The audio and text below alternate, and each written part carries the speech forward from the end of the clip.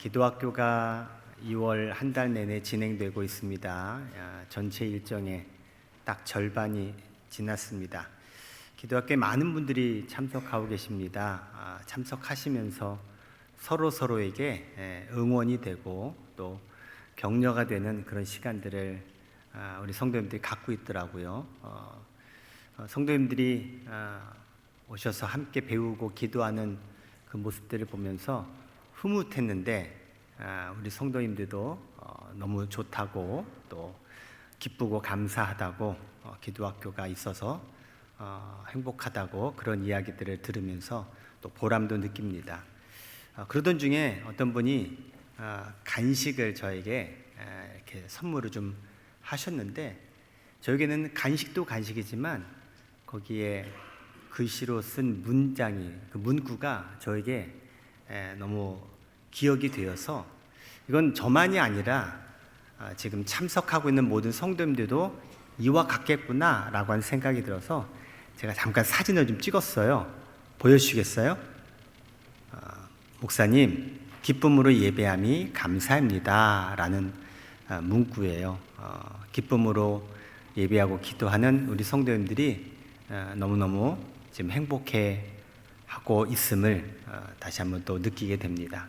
오늘도 우리가 하나님께 나와 기쁨으로 예배함이 여러분 감사가 되시고, 또 여러분의 그 예배에 하나님께서 또 기뻐하시는 은혜가 또 더해지는 이 시간 되기를 축복합니다. 오늘 본문은 창세기 1장의 말씀입니다. 창세기 1장은 하나님께서 이 세상을 창조하신 이야기죠. 하나님이 창조하신 이 세상에 아직 27절이 나올 때는 아니에요. 그러니까 다 저쪽으로만 가서 1장 1절부터 시작된 말씀, 태초에 하나님이 천지를 창조하시니라. 온 세상 만물을 창조하시는 이야기가 1장에 쭉 나와요. 모든 걸 다 창조하시면서 이제 오늘 본문에 소개되는 것처럼 우리 인간도 하나님이 창조를 하십니다. 자, 하나님이 창조하신 모습을 오늘 본문 27절 지금 주시면 돼요. 하나님이 자기 형상, 곧 하나님의 형상대로 사람을 창조하시되 남자와 여자를 창조하시고, 아멘. 자, 하나님이 인간을 창조하시면서 어떻게 창조하셨다고 소개해요? 하나님 당신의 형상대로, 모습대로. 얼마 전에 우리 성도님이 자녀를 출산을 했어요. 그리고 우리 교회에 지금 예비 출산 가정들이 계속 대기 중에 있어요. 얼마나 좋아요, 그쵸? 이 아기를 낳고서 엄마 아빠가 느끼는 그 감동은 사실 어디에서도 느낄 수 없는 감동이에요. 왜냐하면 나랑 똑같이 생긴 애가 떡하니 있는 거예요. 이거 너무 신기한 겁니다. 와, 내 눈을 닮았네, 내 코를 닮았네, 손가락 봐봐요, 와, 나랑 똑같아요. 그런데 그 원판이 바로 하나님이 우리 인간을 창조하실 때 있다는 거예요. 그런데 이 형상이라는 것이 단순히 외모, 외형적인 것을 뜻하는 게 아닙니다. 이 하나님의 형상이라고 하는 것 안에는요, 하나님을 닮은 존재, 또 하나님이 갖고 있는 영적 자질들, 또 하나님과 교통하는 어떤 우리의 영적인 상태, 이런 것들이 형상이란 이름으로 소개된 거예요. 즉, 사실 여러분들이 이해하기 너무 좋은 게요, 여러분의 자녀 보면서 여러분 느끼면 돼요. 야, 어쩌면 나를 이렇게 닮았냐? 이게 외모만이 아니라 성격, 기질, 행동, 이런 것들이 닮은 구석들이 나오죠. 지금 제가 24년 전에 출산한 아들을 보면서 지금 제가 깜짝 놀래요. 나를 닮은 거예요, 이 아들이. 부스부스 나오면서 내가 20대 때 모습이 나오는 거예요. 신기하죠? 여러분, 내 안에, 여러분 안에 하나님의 성품이 담겨져 있음을 믿으시기 바랍니다. 하나님의 마음이 담겨져 있음을 믿으시기 바랍니다. 하나님의 생각, 하나님의 뜻, 하나님의 꿈, 하나님께서 가지고 있는 많은 것들을 우리 인간에게 담아주셨다는 거예요. 그리고 이것은요, 단순히 그래 나 안에 있구나 만이 아니라 하나님은 우리 인간에게 그걸 담아주시고 우리 인간과 교통하기를 원하신 거예요. 교통이 뭡니까? 서로 통하는 것, 이게 교통이에요. 하나님이 인형을 하나 만들어 놓고 아유 예쁘다, 아유 꿈이고 막, 이게 아닙니다. 여러분, 인형이 나한테 말하지 않잖아요. 인형이 나에게 뭔가 반응하지 않잖아요. 하나님이 우리를 인형으로 만들어 놓으신 게 아니라 교통할 수 있는 인격체로 만들어 놓으신 거예요. 그래서 하나님을 알고 하나님을 믿는 사람은요, 하나님과 교통하게 돼요. 어떤 방법으로? 기도의 방법으로. 어떤 방법으로? 예배의 방법으로. 그래서 하나님은 우리에게 너희들이 나를 예배해라, 기도해라 라고 주문하시고 지시하시고 명령하신 거예요. 그거는 우리를 구속하기 위한 게 아니에요. 우리에게 어떤 일감을 주기 위한 게 아니에요. 하나님과 교통하고 싶어서 하나님이 그러신 거예요. 오늘도 우리 예배가 하나님과 교통하는 예배가 될 줄 믿습니다. 여러분, 우리가 함께 기도하는 그 기도 속에서 하나님과 교통하는 역사가 여러분에게 경험되고 체험되기를 주의 이름으로 축원합니다. 그렇게 인간에게는 다른 세상의 피조물들과는 좀 다른 특별한 창조 원리가 담겨져 있다는 거죠.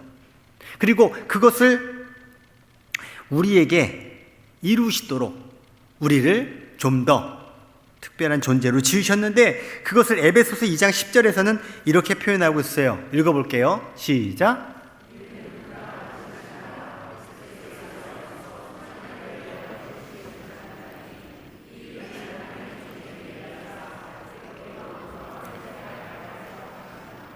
아멘. 빨간색 문장 한번 읽어볼까요? 시작.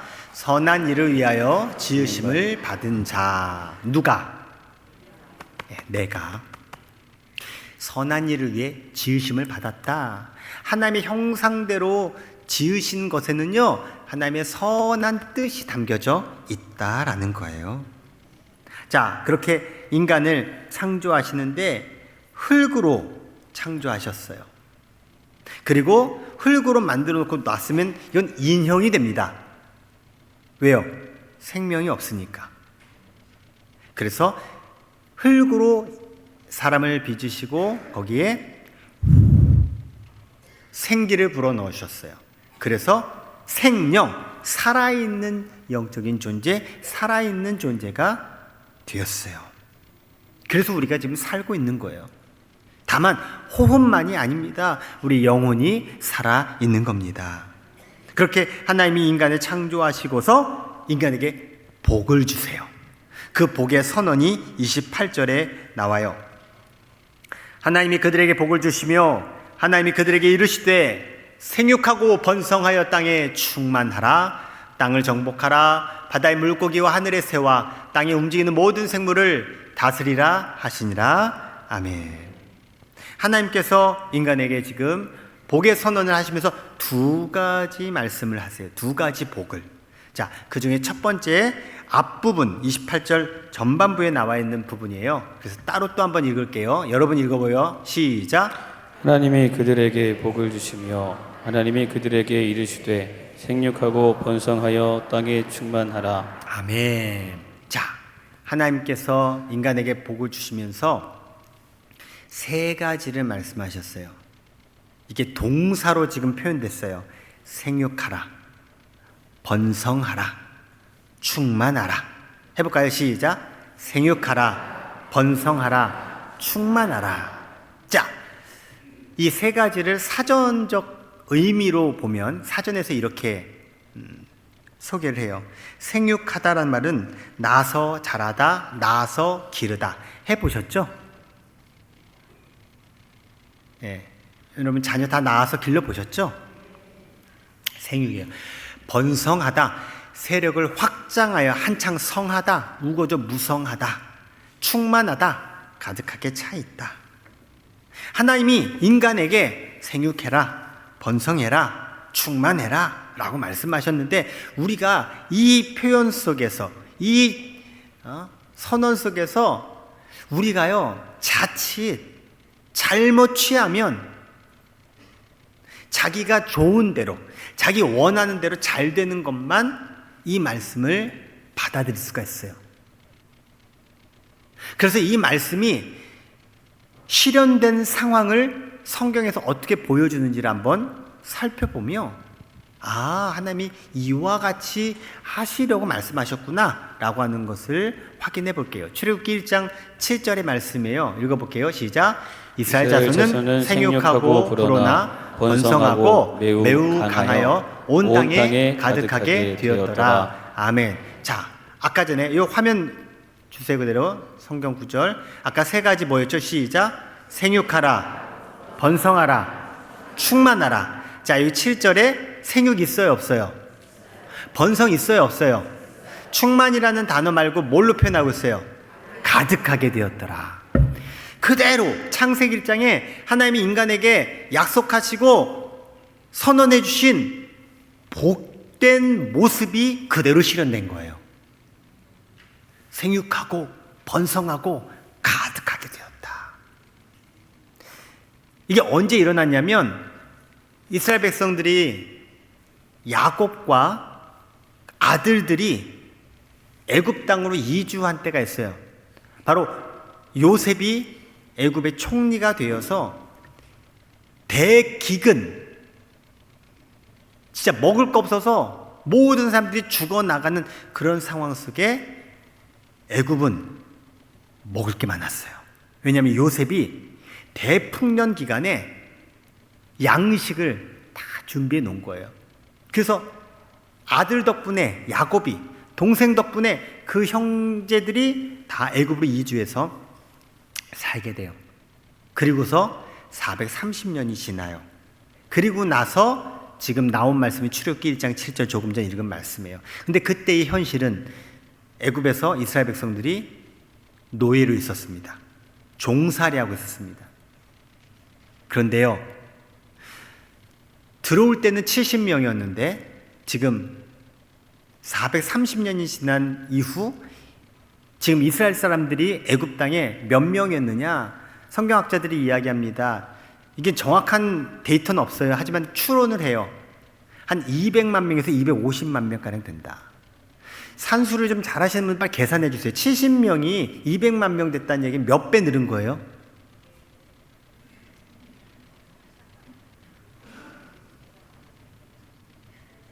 잘 모르죠. 예. 일단 10,000배는 늘은 거예요. 그쵸? 70 곱하기 만 하면 70만 명이니까, 예, 지금 200만 명이니까 10,000배 훨씬 넘은 거예요. 자, 우리나라 430년 전에 몇 명이었어요? 몰라요. 하지만 지금 우리가 남북한 합쳐서 8천만 명을 친다면, 예를 들어서 400년 전에 80만 명이다. 그럼 몇 배 는 거예요? 죄송합니다. 제가 계산해 드릴게요. 100배예요. 그게 100배예요. 근데 80만 명보다 더 많았다고 해요. 뭐예요? 아무리 많이 늘어도 10,000배가 늘었다. 이건 어마어마한 숫자라는 거예요. 그야말로 기하급수적인 거예요. 여러분, 이게 하나님께서 이루시는 번성의 역사예요. 그야말로 지금 하나님께서 이 번성케 하신 이유가 뭘까요? 바로 이스라엘 백성들을 하나님의 백성으로 만들기 위해서 준비시켜 놓으신 거예요. 하나님께서 아담과 하와에게 너희들 생육하고 번성하여 땅에 충만해라 라고 하신 것은요, 계속해서 아담과 하와와 같이 하나님께서 만드신 그 하나님의 형상대로 사람들이 계속해서 많아지도록 하나님께서 말씀하신 거예요. 하나님은 우리가 자녀를 낳아 생육함으로 번성하게 하십니다. 그런데 왜 아멘이 안 나올까요? 이미 생육 단계가 끝나셔서 그렇든지, 아니면 이 생육함에 있어서 요즘 사람들의 생각들이 좀 달라요. 특히 젊은 사람들 생각이 좀 달라요. 왜 그럴까? 많은 전문가들도 분석을 하는데 그냥 저는 이제 목회자잖아요. 목회자 입장에서, 그리고 또 제가 비전문가니까 이런 걸 세상적으로 요즘에 뇌피셜이라고 표현했어요. 네. 이건 성경의 이야기 아니에요. 제 뇌피셜이에요. 지금 지구 역사상, 인류 역사상 최고로 많은 사람들이 지금 살고 있습니다. 거의 80억 명 가까이. 전에 이렇게 안 살았어요. 엄청나게 많이 살고 있는 거예요. 그러니까 많이 살다 보니까 뭐예요? 별로 사람이 귀하지 않아요. 별로 이게 더 많아져야 된다라는 생각을 안 갖는 거예요. 실제로 우리나라도 대가족 시대 막 2명, 3명, 5명, 몇 명씩 낳을 당시에 국가에서 뭐 했어요? 산하 제한, 그만 낳아. 왜? 여러 가지 환경과 상황들이 이제 더 많아지는 게 안 좋아서 그런 거예요. 그러다 보니까 더 많아지는 것, 지금은 이제 그런 걸 전 세계적으로 원하지 않는 분위기예요. 여러분, 그런데 하나님은 우리 보고 생육하고 번성해서 충만하라고 하고 있어요. 뭘까요? 이건 단순히 인구수가 많아지라는 의미가 아닙니다. 하나님께서 만드신 그 인간의 존재에 사람이 많아지도록 하라는 말씀이에요. 생육할 수 있는 분들은 생육하시기 바랍니다. 혹시 난 생육이 이제 끝났습니다 하시는 분은요, 우리가요 영적인 자손들을 만들어내야 돼요. 하나님의 사람들을 길러내야 돼요. 그걸 성경적으로 양육이라고 해요. 난 이제 애 다 낳고 우리 손주 낳아볼까? 물론 손주 보는 것도 의미가 있습니다만, 진짜 내가 끝까지 해야 될 사명은, 하나님께서 우리에게 복으로 말씀해 주신 사명은 하나님의 사람들을 생육하고 번성케 해서 충만케 해야 된다는 거예요. 그렇게 우리가 살고 있는 이 세상에 하나님의 사람들로 가득 넘치게 하라 라고 하는 하나님의 복의 선언입니다. 여러분을 통해서 이 땅 가운데 하나님의 사람들, 하나님의 백성들이 더욱더 번성하게, 충만하게, 가득하게 되는 귀한 역사를 이루시길 주의 이름으로 축원합니다. 두 번째로, 오늘 하나님께서 인간을 창조하시면서 허락하신 복은 28절 후반부에 나와요. 읽어볼게요. 시작. 땅을 정복하라. 바다의 물고기와 하늘의 새와 땅에 움직이는 모든 생물을 다스리라 하시니라. 아멘. 여기 보니까 동사가 또 있어요. 정복하라, 다스리라. 이것을 문자적으로만 받아들이면 뭐예요? 정복, 군림하는 거예요. 다스리는 것, 내 권한을 발휘하는 거예요. 하나님은 그렇게 인간에게 정복할 수 있고 다스릴 수 있도록 권한을 지금 이 말씀을 통해서 주신 거예요. 왜? 취지가 뭐냐? 다시 한번 보시면 땅, 물고기, 새, 모든 생물, 대상이 하나님께서 만드신 피조물들이에요.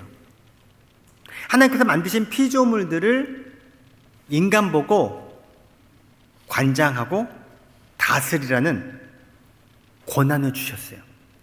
원래는 이 모든 피조물들을 누가 다스려야 돼요? 만드신 분 하나님이 다스리셔야죠.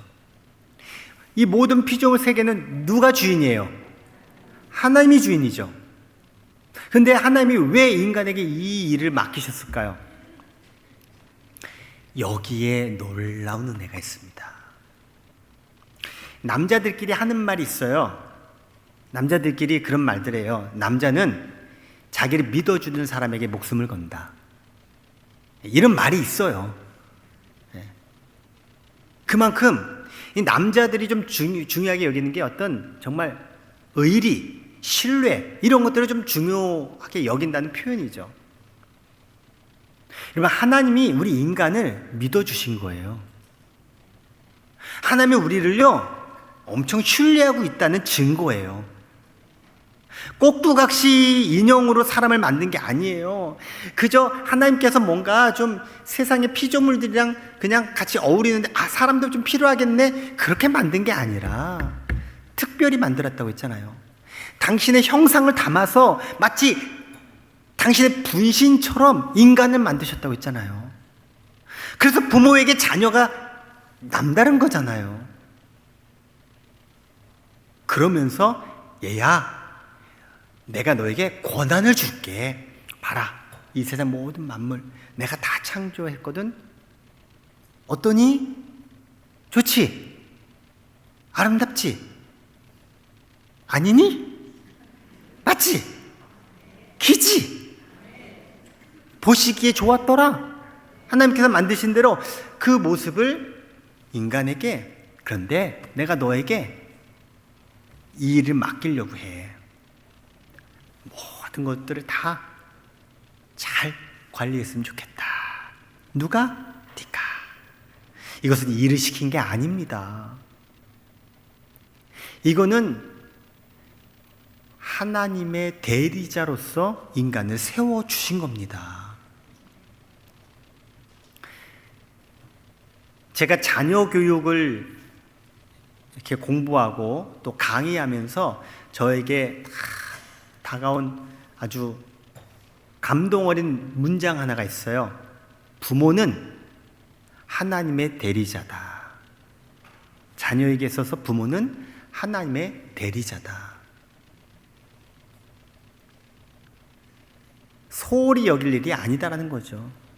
하나님을 대신해서 자녀들에게 하나님의 생각, 하나님의 뜻, 하나님의 마음, 하나님의 비전, 하나님의 사람, 하나님께서 이 자녀를 이 세상에 보내신 목적, 하나님의 형상대로 잘 키워낼 의무와 책무가 있다라는 거예요. 마찬가지로 우리 인간에게 이 모든 세상 피조물 만물을 하나님 대신해서 잘 관리하고 잘 운영할 수 있도록 맡겨주신 축복의 선언이 지금 28절에 나와 있는 거예요. 그런데 어떻게 됐습니까? 인간이 교만했죠. 인간이 하나님 뜻대로가 아니라 자기 뜻대로, 하나님의 계획대로가 아니라 자기 원대로,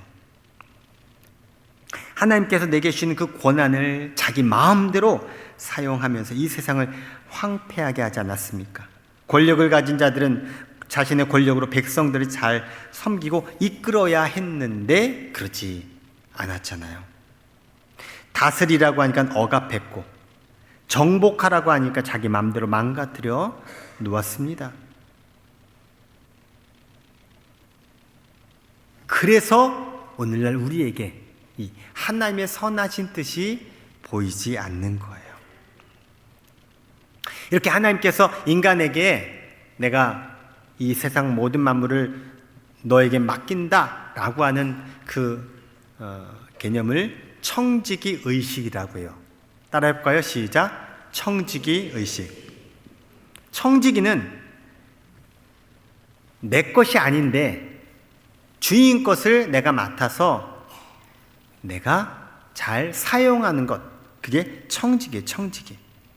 세상의 주인은 하나님이시지만 하나님께서 당신의 권한을 나에게 주셔서 내가 어떤 영역에 있어서 하나님의 권위에 따라 하나님의 권한을 가지고 이루어가는 것. 근데 누구 뜻에 따라 하는 거예요? 누구를 위해서 하는 거예요? 네, 주인 대신 하나님. 우리가 살고 있는 내 삶의 조건들 보면요, 내 이름으로, 내 명의로 된 것들이 있어요. 그리고 그냥 이건 내 거야 라고 생각하는 것들도 있어요. 과거에는요, 자녀도 부모 거라고 생각을 했어요. 완전 착각이죠. 그래서 자녀를 마음대로 해요. 오늘날도 그런 인간들이 있어요. 그런 의식들을 가지고 있으면 결국 자기도 망하고요, 그 사람이 취하는 행동의 반경에 속해 있는 존재들도 다 더불어 망합니다. 망해요. 보세요. 여러분에게 주어진 것들이 내 거라고 하지만 언젠가 내가 이 세상을 떠날 날이 와요. 여러분, 그 날이 오면 여러분의 것들이 이제 여러분 가지고 가실 수 있어요? 없잖아요. 이미 우린 다 알고 있어요. 안 돼요. 그런데 우리는 마치 이 세상에서 이게 다 내 거인 양 살아간다는 거예요. 이게 좋은 의미도 있겠죠. 하지만 그것 때문에 결국 인간다운 삶을 못 살아가는 경우들 우리는 너무너무 많이 봅니다. 아등바등 그거 가지려고 빼앗고 어떻게든 넘어뜨리고 어떻게든 내꺼 이렇게 너무너무 횡행하는 인생사를 살아가고 있는 인류의 모습을 보게 돼요. 청직이란 내게 주어진 권한, 재산, 기회를 하나님이 주신 것으로 따라합시다. 인정하는 사람입니다. 누구 거예요? 하나님 거예요. 단 하나님이 나에게 맡겨주셔서 나로 하여금 그 권한을 사용하라는 것이죠.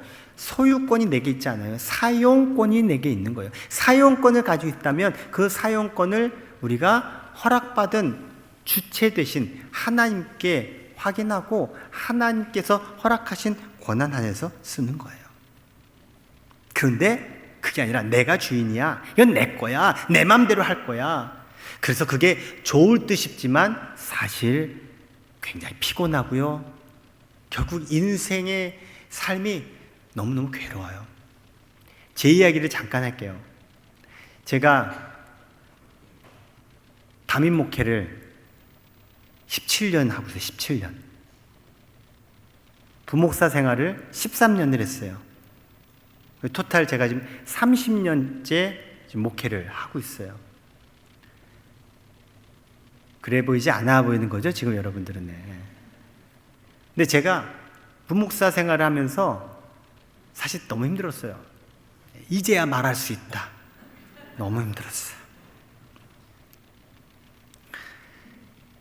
이 대형 교회에서의 이 목회 생활이 뭐 힘든 것도 있지만 사실 제가 몸담고 있었던 교회가 좀 특이했어요. 많이 힘든 특이 상황이 있었어요. 아무튼 그렇게 목회를 무려 13년을 했어요. 그러니까 제가 그것만으로도 저는 저에게 스스로 인정해 주고 싶어요. 야, 그 엄청난 시간을 어떻게 버텼냐? 예? 요즘 또 애들이 쓰는 말에서요, 존버라는 게 있어요. 예, 와, 어떻게 했냐? 근데 아무튼 했어요. 근데 이 부목사들의 로망이 있어요. 내가 담임 목회를 하면 이렇게 해야지 하고 담임 목회에 대한 꿈도 가지고 또 여러 가지 막 본인의 그 그림을 막 가져요. 그리고 딱 이제 제가 진에 내려가서 이제 담임 목회를 합니다. 막 신나겠습니다. 막 진짜 뭐 부목사처럼 담임 목사 목회를 했어요. 막 그 이상이었죠. 뭐 없던 힘도 막 에너지도 막 나오고 막 그렇게 했어요. 근데 어느 순간 너무 힘든 거예요. 뭐 체력적으로 육체적으로 힘든 거 많이 얘기해. 그거는 뭐 그거고 진짜 정신적으로 영적으로 힘든 거예요. 그래서 막 이렇게 힘든 시간들 막 지내보면서 저에게 문득 이런 생각이 들어요. 나 부목사 때로 돌아가고 싶다. 이 담임 목회가 너무 힘든 거예요. 여러분 안 해보셔서 여러분 모르실 거예요. 예. 그래서 자녀들이 하는 말 있잖아요. 너 부모 돼봐봐. 너랑 똑같이 똑같은 자녀 낳아봐봐. 이런 얘기 나오는 게 말로 안 되니까 그런 말을 하는 거예요. 예. 제가 부목사를 나름 저는 준 담임 목회처럼 부목사 생활했어요. 제가 몇 가지 그래도 제 목회 경력 속에 다른 동료들하고 다른 저만의 프라이드가 있어요. 나처럼 고생한 부목사였으면 나와보라고 그래. 이런 게 있고요. 나와 같이 목회 훈련을 제대로 받은 사람이 있으면 나와보라고 해. 라고 하는 저만의 프라이드가 있어요. 예. 그래서 저는 진짜 담임 목회라면 잘할 거라고 그 누구보다 제가 자신을 했거든요. 근데 아니더라고요.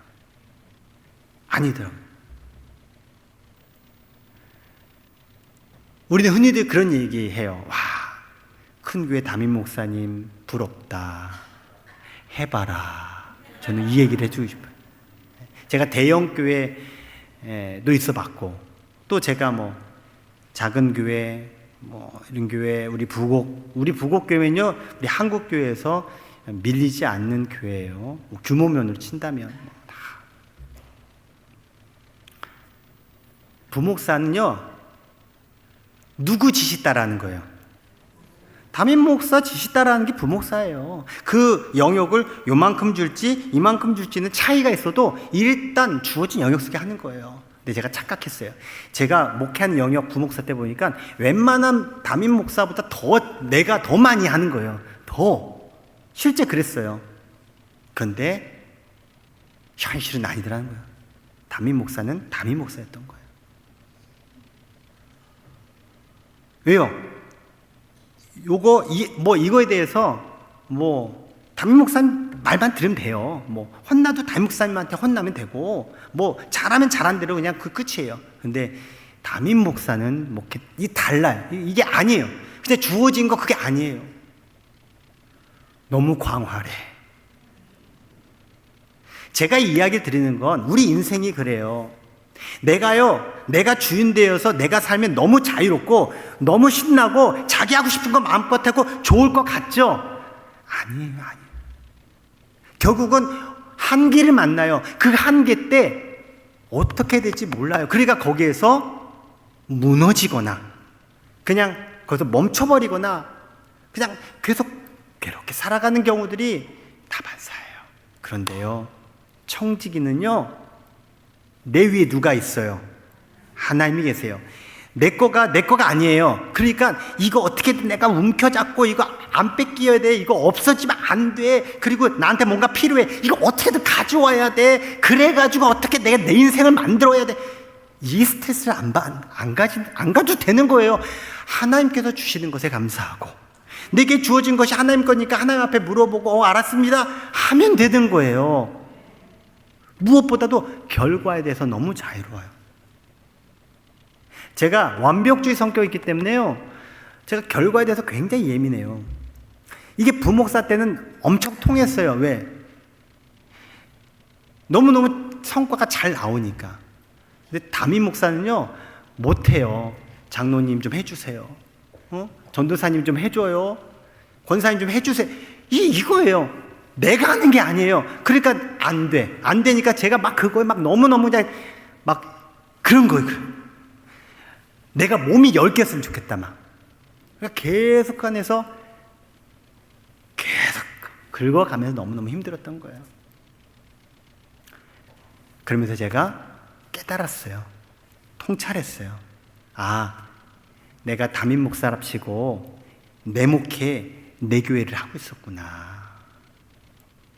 물론 그것을 인정했다고 당장 바뀐 건 아니지만 그와 같은 삶을 하나씩 내려놓고 또 내려놓고 엄청 내려놓고 여러분 언제 할 때까지 계속 내려놓으면서 목회를 지금 제가 하고 있는 거예요.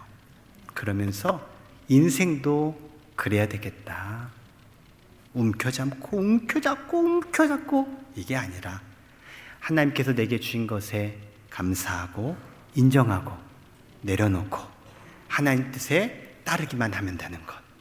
그러면 결과, 상황 하나님이 하시는 것. 이게 바로 청지기 의식을 가진 사람의 삶이라는 거예요. 오늘 말씀 속에 하나님께서 우리에게 주신 복 2가지 꼭 기억하시기 바랍니다. 생육하고 번성하여 땅에 충만토록 여러분의 사명을 잘 감당하시기 바랍니다. 그리고 내게 주어진 것을 내 거가 아니라 내 거 아니에요. 내 거라고 해도 하나님이 야 아니야 그러면은 사라져버리는 것. 그렇다면 지혜롭게 그리고 내 인생을 건강하게 행복하게 정말 주님께서 기뻐하시는 삶을 살아가는 것, 청지의식을 가지고 살아가는 우리 모두가 되기를 주님의 이름으로 축원합니다.